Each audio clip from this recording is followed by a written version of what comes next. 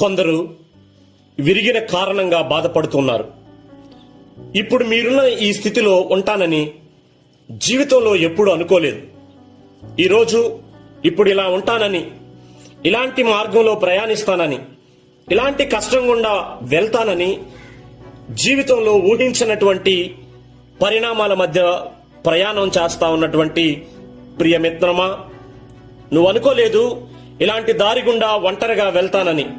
నువ్వు అనుకోలేదు ఈరోజు మనస్సు విరిగిపోయి, హృదయం విరిగిపోయి అన్ని రకాలుగా బాధపడుతూ ఉన్నటువంటి ప్రియులరా, ఒకవేళ భార్యాభర్తల మధ్య సమస్యలతో విడాకులు తీసుకొని ఒంటరి జీవితాన్ని జీవిస్తా ఉంటే నువ్వు అనుకోలేదు ఇలాంటి పరిస్థితి నీ జీవితంలో వస్తుందని. బాగా ప్రేమించిన వారు నిన్ను వదిలి వెళ్లిపోతూ ఉంటే నువ్వు ఒంటరిగా మిగిలిపోయి నిరాశ నిస్పృహల మధ్యలో జీవిస్తానని నువ్వు అనుకోలేదు.